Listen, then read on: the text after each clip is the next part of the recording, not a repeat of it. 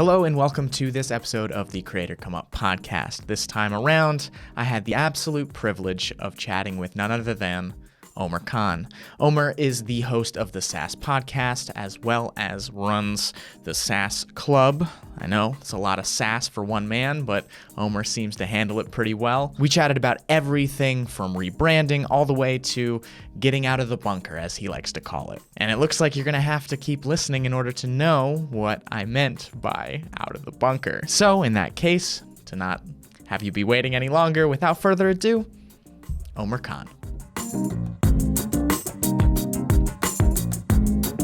Fantastic. All right, we're rolling. Omer, thank you for doing this. Honestly, I really appreciate you doing this. This is very helpful for our end, as well as, I'm going to learn a couple things throughout this thing. My pleasure, and I'm sorry it took so long for me to get my act together and schedule this. No, you're totally fine, man. It's all good. You're a busy man. I totally understand it.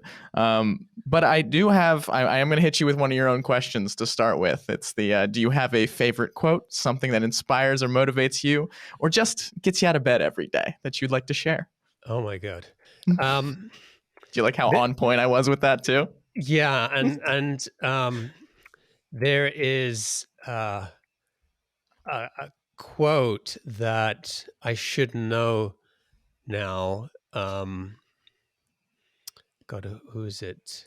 I'll see if I find it later. But I would say the other thing that I would, in terms of quote, it's not a favorite quote, but just something that I've learned to remind myself, or my wife always tells me, is like, follow your heart. And it's a lot of the times we're very cerebral and we spend a lot of time thinking about, what the mind's telling us, and the mind tells us a lot of crap as well.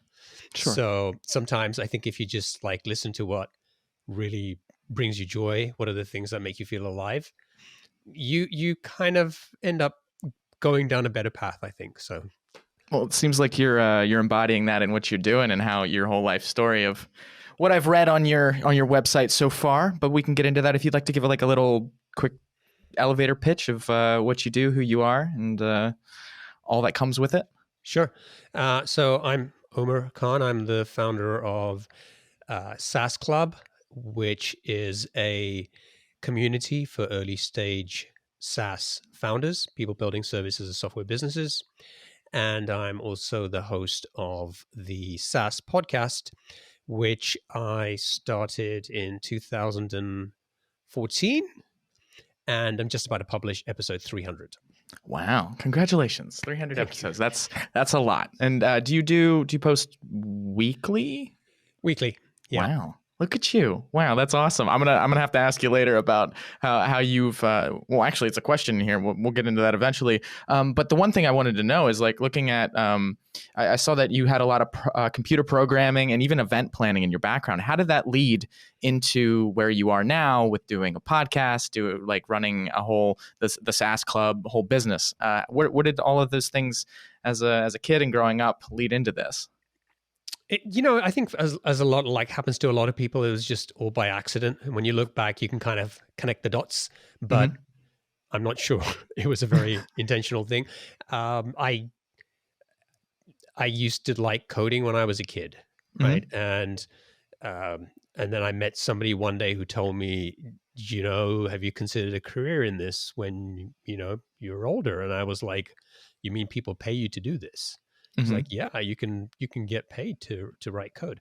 And so I was like, great, that's the way I want to go. And I started my career, eventually, became a developer and spent some years doing that. And that eventually led me to getting a job at Microsoft, where I worked on, a bunch of different types of, I was working for the online division. So working on a lot of very scalable, very complex software products. And so I got one experience of that, of, what's it like to be part of a team with thousands of engineers building, super complex products. And then it sort of led me to wanting to go and still build products myself. Sure. And I failed at several of them. And that kind of, and also even in the Microsoft world, there was a lot of projects that didn't go very well. Sure. And so that just kind of kept me thinking about what is it? What is it about some projects, whether it's kind of within some big company or whether it's with a startup, that some people fail, some people succeed, and there's no playbook, right? So people will say to you, oh, the lean startup or customer development or whatever. Mm. And as I realized over the last few years, there's no playbook. People will tell you, if it was that easy that you could just say, hey, all you need to do is these 20 steps and you'll build a unicorn business, everybody Yeah. would be doing it, right? Correct. And Yeah. and so the podcast sort of started with me sort of thinking about how can I start to interview people who have had some success, have built some businesses, and figure out what is it that they're doing that helped them to get to where they are. What mistakes did they will learn along the way, and what are some of the lessons that I can share with other people. Sure. And so that was generally like the way that sort of led me to the podcast. And like I said, you just learn a lot of surprises that people tell you, go out and talk to customers. And I was meeting founders who were saying, actually, I never talked to a customer, but I managed to build this really successful business. And it was like, well, how did you do that? So yeah, it's just been a really fascinating journey. And you realize that there's no right way to do it. What you really need to do is just learn principles, best practices, and then figure out how you can apply it to, whatever you're doing to try and make some sense of it. Yeah, no, definitely.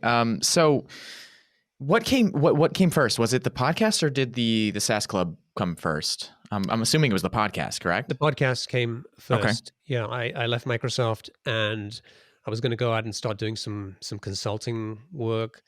And I figured that the podcast kind of might be a good way not only just to answer the questions that I had, but it was like, hey, maybe I can connect with people and figure out what are some of the interesting companies that, maybe I could, work with or, whatever.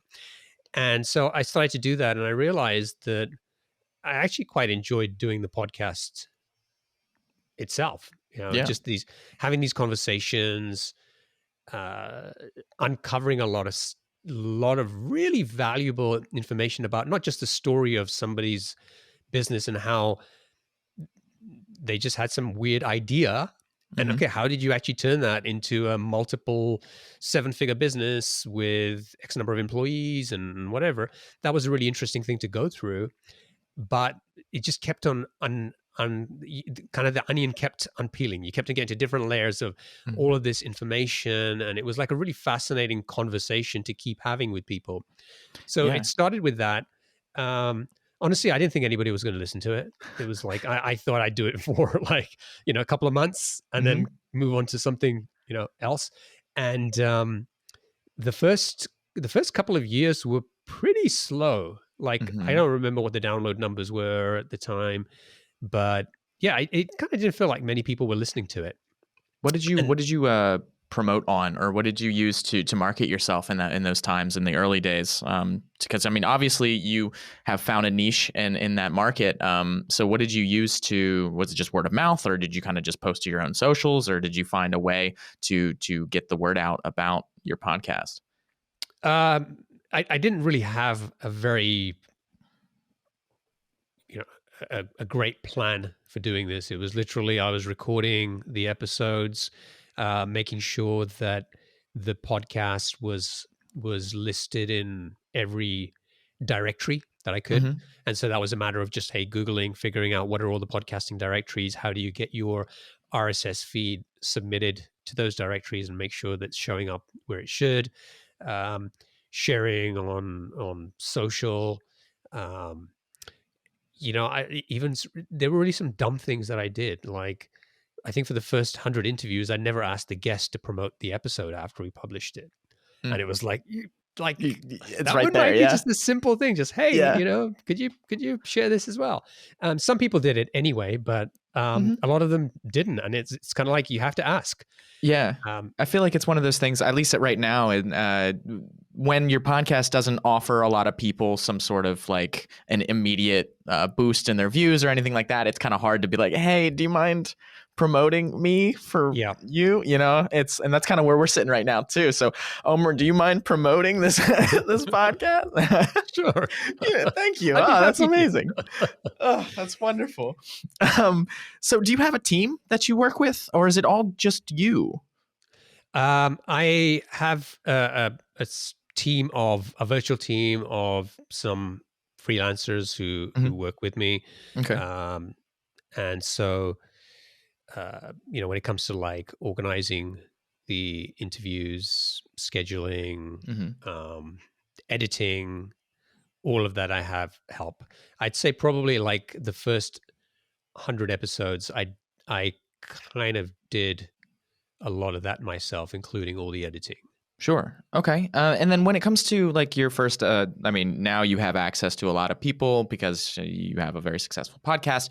But before, was your time at Microsoft and even I think I saw Disney, correct? You worked for Yeah. Disney for a little while. Did that give you access to some people that were very willing to sit down and chat with you? Was that like that environment allow you to do you think that environment allowed you to flourish in this market? I don't think it was as direct as using my network from Microsoft to connect with people.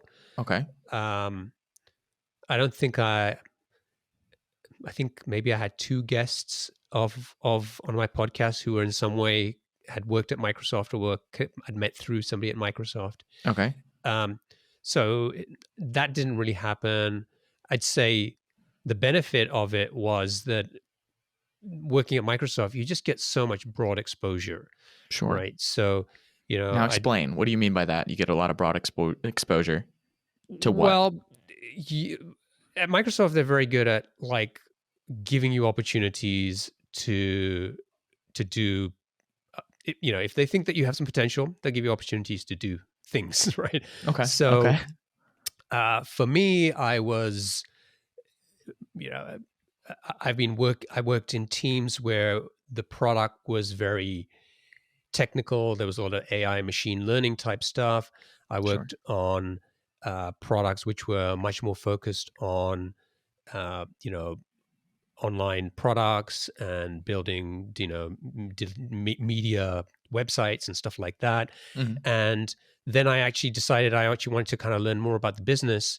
So I was able to move into running part of our media business for online video, where like I had responsibility for a P&L account. It's probably about a $30-40 million business at the time, which from a startup perspective is pretty good. From a Hmm. Microsoft perspective, it was It, pretty tiny, but yeah. kind of it was my corner of the world where I had some Free reign. an opportunity to learn more about business and sales and marketing and all of those things. So I think the point was that when you then go out and you talk to people, you can talk to them um, at a On this. technical level, at a Yeah. product level, at a business level, and I think that Sure. was one of the biggest benefits from Microsoft. So the conversations that you would have with a lot of these people, it would get out that like it was just easy conversation and it seemed to work well. So having that connection was more like partly the incentive to chat with you when it came Yeah, to the yeah. guests. Yeah, Okay. and then I think some people agreed to come on the podcast because they saw, my background working at Microsoft, and I guess they were like, well, I guess He's something to he might be okay. Yeah, yeah, yeah. It's It's not just like, oh, this random guy's emailing me to do a podcast. It's like, no, this guy has some background and something that I also have that makes sense. Okay. Very cool. Very, very cool. I did a little digging a while ago and I found the Conversion Aid podcast. Is that Conversion correct? aid. Now, Yeah. was that what it was prior to the SaaS podcast, or is it Yep. something completely different? No. So the podcast. Okay. So the way the podcast started was I had decided I wanted to do a podcast. Mm-hmm. I had bought a podcasting course, Okay. and I'd been working through it for about 6 months. And I was just procrastinating, right? Yeah, Like of I was course. making spreadsheets of like what microphones to buy and stuff like Mm-hmm. that. And a friend of mine was like, "Hey, why both of us will launch a podcast." I was like, "Okay, great, yeah." So I'm working through this plan. I've been working on it like 6 months. I think I might be ready in another like 3-4 months to launch this thing. And he was like, "No, let's try and get a podcast launched in the next week." Yeah, let's just do it. And he came up with some crazy bet, which I didn't want to lose. Mm-hmm. So I went home that day and I was like, crap, how am I going to do this? And I decided like I just needed to do whatever it took to get an episode showing up in iTunes. Mhm. So literally, I'd written some blog posts some years ago. I used some crappy software already on my Mac, recorded it, figured out how to create a podcast, how to register with iTunes and get it published, and I did it in about 2 days. Nice. And the thing was, I wasn't all I was motivated by not losing this bet, Sure. and all I wanted to do was once it showed up in iTunes, I was going to take a screenshot, show it Send to it to him, him. and then delete the thing, right? Because it was like, there's no way I was putting this out in the world. It was Mhm. crap, And so I did that, won the bet. Mhm. But Good for you. it made me realize how Congratulations. it wasn't as complicated to launch a podcast as I thought it Mhm. was. And so that got me started on the ball like rolling. Yeah. actually, yeah. And so I was like, okay, like, don't try to perfect things. Okay. What do I want to do? Well, I want to interview people who are running software businesses. Great. What am I going to call it? I don't know. Well, I bought this domain called conversionaid.com, wasn't doing anything with it. Might I as well. figured no one's going to listen to the podcast anyway, so it doesn't matter what it's called. So I just used that. And I was like, yeah, I've got the domain. I can call it the Conversion Aid Podcast, and got started. And I started interviewing people. I don't know how many, it must have been over 100 episodes that I just did as Conversion Aid. And the thing was, number one, it was confusing. Like people would go, "Oh, so you're about conversion rate optimization?" I was like, "No, it's nothing to do with that." Like, oh, You're like, well, then why is it called that? I don't know. Yeah. Problem number one, and problem number two, like in terms of finding listeners, it was people just didn't get what it was about, Mhm. and it took me about the first couple of years to figure out what the podcast should be about. Sure. And I was like, this is really, I'm just interviewing SaaS founders. So this is really a SaaS podcast. Just call it the And SaaS then I was like, Podcast. why don't I just call it the SaaS podcast? Stop trying to be clever. Like, just tell people what it's about. And then once I did that, it was like people started emailing me and saying, I've been looking for something like this for ages, and Wow. thank you so much for doing this. And I was like, I've been doing this for like 2 years. You're like, you're missing out. Nobody knew about it. And it was just down to me. Like, but again, it's, would I have been better off like spending a year trying to come up with a perfect name, perfect domain? I don't think so. I think it was better just to get started and figure it out along the way, right? That's kind of the lesson we learned. Okay. Now, when you made that switch, when you made that transition, because like right now, our company is currently trying to do that with a lot of our marketing stuff and online content as well. Was there anything that you would recommend from your learnings of like changing it, or did you kind of just change it over and it was like, hey, there we go, and it just worked out for like rebranding and whatnot? Is there anything that you would, or any information that you've gathered from past guests potentially for people trying to rebrand? Yeah, I again, I'd love to say it was kind of, some big master plan, and And you just it hit wasn't. the backspace key a couple times. Yeah, I just woke up one day and I was like, look, this name isn't working. It's kind of dumb, right? Just change it to something else. And then I found, I think it was like the SaaSpodcast.com was available, because SaaSpodcast.com, somebody had already bought and they weren't using it. And I tried to buy it and they wanted, some ridiculous amount of money. I was like, no thanks. No one's going to listen to my podcast. Yeah, anyway, it's like so not worth it the doesn't really hundreds matter. of dollars. Yeah. And so I would say, I think, and it wasn't immediate. It wasn't like I changed it and they all started coming and pouring in. It's open. It just happened slowly. Okay. And I would say the main thing I learned from that was, number one is get clear about who your listener is. Okay. And that took me a while to figure out, because I didn't really know who it was. But once people started contacting me, I started to figure out these are people who they're building SaaS businesses. Nearly all of them are early stage. So for me, early stage is somebody who's like at zero and has an idea and wants to get off the ground, through to somebody who maybe has been building a business for, a couple of years and have got some traction. Maybe they're profitable and they're trying to figure out how to get to their first, $1 million or $2 million. So that seemed to be the range of people coming through. These weren't people who were, running, 100-person, 200-person companies and doing this, or people who wanted to, raise a Series B or Series C round. So I think it was important to understand, who is this podcast appealing to, and then what can I do to think about the name, the way I describe it, the way I even title the episodes. Sure. You know this, if you're writing a headline and you've got two different types of target audience, you can write the headline in very different ways to appeal to one group or the other. And so just understanding that person made it easier for me to just get the messaging right. Other than that, I'd say, people sort of underestimate a little bit about, I spend a lot of time thinking about like iTunes SEO, like, hey, if I search for the word SaaS, what podcasts are showing up? Yeah. What is it that they have in their title, in their description? What about each episode? What does the description show in iTunes? Why is iTunes ranking these and not mine? And so I'd go back and try to tweak those and things like that, because that was a big way that people were finding it. They just go in, look for a podcast. I want a podcast about SaaS. Let me see what I can find. And so I sort of focused on that. And so again, simple stuff, nothing major or massive, but it was these little things that over time helped to more and more people to find it. Now, in hindsight, I wish I'd be able to figure this stuff out. Did we just lose my video? I think I just lost. Yeah. Oh, it's back. Go. Cool. All right. I was like, oh no, yes, Omer.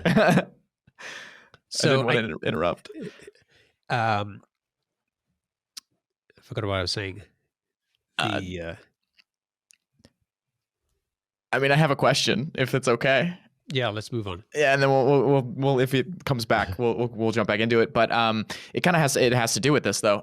So is it more important to focus on your concept when going forward, or is it more important to focus on what type of audience you'll be making? Because you made a very good claim of like, you got to understand who you're talking to, and then I think that there's like I don't know, at least for myself, a lot of the time when I come up with concepts, it's more of what do I want to bring to the market and how can I change it, rather than thinking like, what are people looking for, or like, who am I talking to? So is there a balance that you have to find when it comes to like really starting to put yourself higher and higher on the SEOs for the list?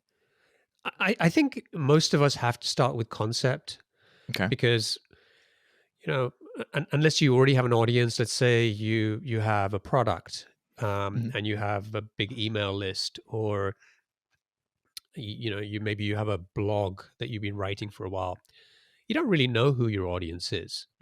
So you're going to start with the concept. You're going to have, okay, here's who I think my audience is. Here's what I think would be useful. And so you start with that. But I think the important thing is to keep refining that and keep thinking about, as you figure out who's actually listening to it, what do they want? Okay. What are they trying? Why are they interested in this? And then what can you do? And I think for me, when I sort of started to feel like I was getting this right, was when people would email me and say, I heard that interview and the questions you asked, it was like you were reading my mind. And it was because I started thinking about one very specific person for each interview. And I would say, oh, so-and-so, right, I spoke to, and this is the stage they were at. And these are the things they told me they were struggling with. So if I was in their position, what would I be asking this person on this interview? Sure. And so that's all I try to do. And in the early days, I had a script, and regardless of what the the guest told me I would ask the next question. I'm Right? looking down right now at my script. I was like, what's next? But I'm like, it's like a very, very tough thing. But like, okay, I'm listening. I'm taking notes. Yeah. Keep going. And then so I'd been building an email list. Mm-hmm. And again, people say, hey, you can use build the email list, and then you can use that as this is your audience. You can market to them, whatever it is. Mm-hmm. I didn't really have anything to sell. So I was building this list, and then all I would do is just email them every week and say, here's a new episode. But How did at that one work? point sorry? How did that work? Did it work out well? Like, or did you get a lot of like unsubscribe? No, I think All right. I was getting a pretty healthy open rate. Nice. Not many unsubscribes. I think it's because I wasn't selling stuff. It Sure. was just like I was giving people content and Yeah, I you're wasn't like, asking here. for anything. Right? Gotcha. Okay. And I was like, oh, I'm going to figure this out at some point, but I don't know what that is. Mm-hmm. And I do remember that I emailed people on the list once and I asked for feedback. Hey, what could I do better? What kind of people could I interview? How could I improve the podcast? That was really a huge kind of milestone for me because number one, I started to realize that people were listening, Mm-hmm. that they cared, They cared. that they would say, "Hey, I listened to this thing, and I thought that was really helpful because it helped me with this." And then a number of people said, "Ditch the script. It's so obvious you're reading a script." Okay. Right? And I was like, "Oh yeah." Mm-hmm. And so I think eventually I was like, okay, I kind of generally know where I want to take this interview. Mm-hmm. And I'm going to do that based on the conversation and what people tell me rather than, painting by numbers. Also, you have a bit of a good background in it as well so that you can play along with the conversation as it goes. Yeah. Yeah. Honestly, if you're doing it from your first episode, it's really hard, right? You can't do an unscripted interview on your first episode. Well, you can, but you'll go all over the place. Yeah. You'll talk about a bunch of crap and as I did, and people will be like, "Oh, I didn't really." You know what it's like when you listen to an episode of somebody's podcast and they're just going all over the place, and you're like, "What is this about? Why should I listen to this?" Yeah. And so I think that took a little bit of time, but because I'd had the experience of doing it kind of with the script as a crutch, when I kind of got rid of it, I already knew kind of intuitively where I was trying to take this. One of the things that I did was I created an interview flow page, which I got from John Lee Dumas, who does Entrepreneur on Fire.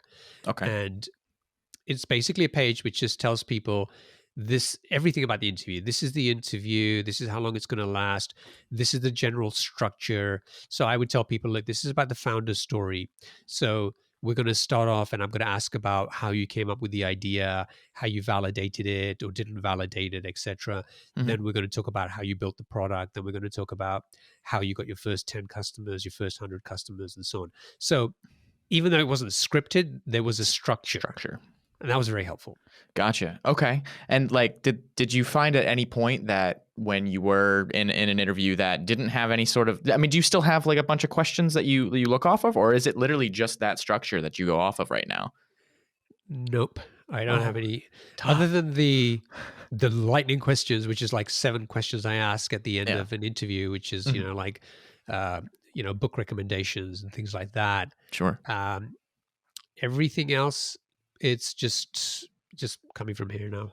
Wow. Okay. And that definitely came after however long of like continuously doing this, knowing how does it come from a lot of like, you know how the flow of a conversation or at least an interview kind of works at this point. And you're able to pick out little things and just hold on to them as the conversation goes, or I don't know. I'm actually like genuinely intrigued by this. This is great. Yeah. Yeah. I tend to, so I know the structure of the interview. I know generally the kind of questions I'm going to ask them. Like how they came up with the idea. But beyond that, I just kind of explore. All right. And what they tell me, I still make notes along the way, and I'll be like, "Oh, that was interesting," or "Why did they say this?" the other thing I tend to do is always be thinking about the listener. And so if somebody says, "Oh, I did this and it helped us do that," and I'll be like, "Well, if I was a listener, I would think that sounds too easy." Mm-hmm. Right. So I'll Yeah. say to them, I was like, "Hey, if I'm listening to that, I kind of think, well, that's super easy. I'm struggling. I've been trying to do this thing for the last 12 months and I'm not getting a breakthrough. And you make it sound like you kind of got it done really easily. And Mm-hmm. was it really like that?" And then people, well, actually, no, it wasn't. And there was a bunch of, things we had to deal on the way, and it didn't work the first time or the second time. So again, going back to having, an audience in mind, Mm-hmm. a person, I think it really helps.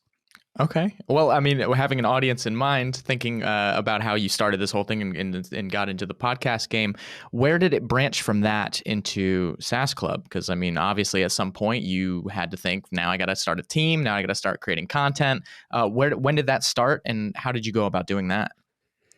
So somebody emailed me and said, excuse me.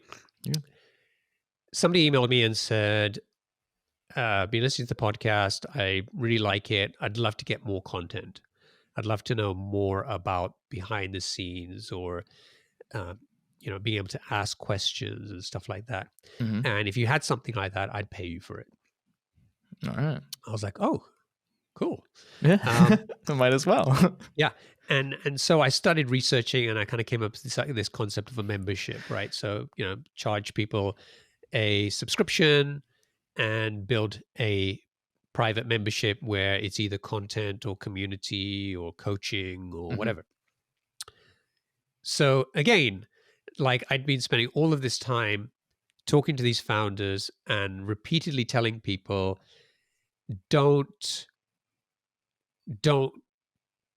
go into a bunker for a year or 2 years to build a product and then realize nobody wants it. Mhm. Start talking to your target market, your target customers, as soon as possible before you've built a product, to figure out what they need. And so what did I do? I went into a bunker for 6 months to figure out how to build a membership.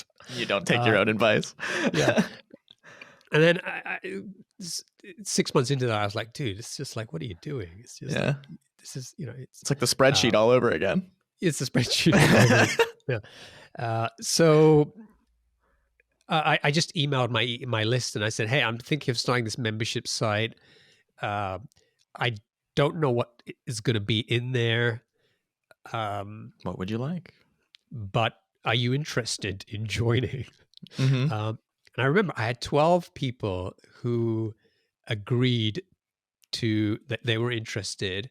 And I was like, great. And I told them how much it was going to be. It wasn't much. It was just, it's kind of like a Netflix subscription or something. Sure. And, $10, $15 a month or something like that. And I had all 12 people sign up. Nice. I was like, okay, great. So there's definitely something here. Now I've got to figure out what to actually deliver.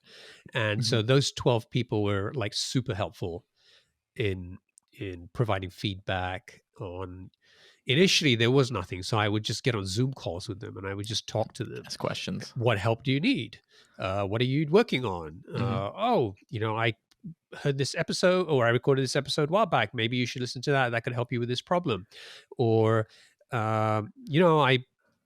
that problem you're dealing with right now, I've heard 3 founders talk about that same thing, and here are the 3 different ways they solve that problem. Maybe you can kind of try and do those things. And so we just do that. And then eventually I realized, okay, you can turn that into content, and you can sort of scale it more and help more people that way. But yeah, it just started. Once I got myself climbed out of the bunker, it was send that email, ask people, if they're interested, and then just talk to them to figure out what they need. They got a $15 consulting session, didn't they? I'm telling you, it's exactly like that. That initially, I heard there's a guy called Alex Hermosi. Somebody recommended his book to me. It's called The $100 Million Offer. You can get it on Amazon for like 99 cents or something like that. Okay. So this guy's his background is building gym businesses, and he's now running $30-40 million a year business doing all kinds of things. Must be nice. And he said something similar where he was like, people tend to optimize for a whole bunch of things like, well, I'm not really sure I can do this because it's not really going to scale to 50 people or 100 people. Mhm. And he was like, he gave one example where he's like, I talked to this guy, I was like, dude, do you have any customers? And he was like, no. Well, why are you worried about what problem you're going to have with 50 customers or 100 customers? When you have 0. Yeah. And so, yeah, you end up doing a lot of things that don't scale, but that's perfectly fine. Yeah. And I don't mind if people were getting $15 a month Consultant. Yeah. $15 a month consulting. That's amazing. Yeah. Wow. If only. Now, with the amount of people that you've talked to, you've probably heard quite a bit of stories and also a lot of similarities. And I kind of want to go into the similarities of like, are there certain traits or things that you've come in contact with a lot of these people that you talk to that is kind of the general consensus of a lot of people, like more of like, if you get what I'm going at, of like more trends, like people tend to do the same thing and it works out well for them. Are there anything that like really stands out to you that you've seen work for a lot of people? I mean, I would say it's not about what works for a lot of people. I'd say I figured out a lot of the mistakes people make. Okay. So going back to what we talked about earlier, I don't think there's a playbook where you can just say step 1 to 20 and you can do this. But it's like, hey, when you do step 1, here are the 6 different mistakes you could make. And here's how you can avoid those and figure out how to get to step 2. Once you get to step 2, here are some of the mistakes that commonly happen, and here's how you can overcome those. So I think it's that kind of model that has been helpful. Like, don't go into the bunker and instead do this. Or if you're doing marketing and don't go and spend $20,000 on an ad campaign when you haven't even figured out how to sell, one license of your product or even how to shoot a video. Yeah. Yeah. So I think that's been the most helpful thing, because again, I talk to one person and say, oh yeah, I was successful with this because I did 100 interviews and that really gave me a clarity on the target market to be able to build this right product. Great. And I say, okay, do 100 interviews. That's the way to do this. And then I talk to the next person and he'd say, well, actually, I did 0 interviews because I just intuitively knew that this is the kind of product that needed to be built. And this person succeeded. And then somebody else would say, I did 0 interviews because I am the target customer. Like this, I was building this for myself and I'd already had those pains. So I knew exactly what to go and solve. Okay, be the target customer. So again, it was like 3, as an example, they're like 3 different people taking very different paths, getting the same outcome. Sure. And it's really hard to say, hey, this is the right one for you. But there are patterns there. And I think understanding the patterns is really important. Are there traits of people, like the certain types of people that you tend to see a lot of, like certain motivation structures or anything that like I don't know, personality traits that you see that tend to do well in the business market? Yeah, I mean, I this is one of the things I ask at the end of my episodes, like what's one characteristic or attribute of a successful entrepreneur or founder? And I would say that most of the time it boils down to resilience. So whether you call it resilience, grit, persistence, whatever it is, it's the ability to get knocked down and get right back over up. and over again and to get up and keep going. And I think that's the one thing that I've seen over and over again with the people who've been able to find success, however you define that, is by not necessarily being the smartest or having the greatest idea or building the best product, but just getting up and to keep going. And I would say you got to balance that with probably flexibility right? Because maybe you really have a dumb idea and maybe it's never going to succeed. But as long as you keep going and you keep listening to what the market is telling you, you'll kind of pivot along the way and, tweak your idea. And it might just be a simple change that you can make that's going to help you to figure out how to start selling it and finding more customers. Wow. That was the most sentimental ending that we could have to this podcast. That was amazing. I just want to meet some quotas real quick. Number one, what kind of equipment do you use? Just a technical side of things. What are you using to record your podcast and to do everything? If you know the names of things. Where should we start? So hardware, I've got my Heil PR40, which I've had from day one. Nice. Thanks to my Excel spreadsheet. This was the only good thing that came out of that. Thank you, Excel spreadsheet. that served me well for 7 years. Wow.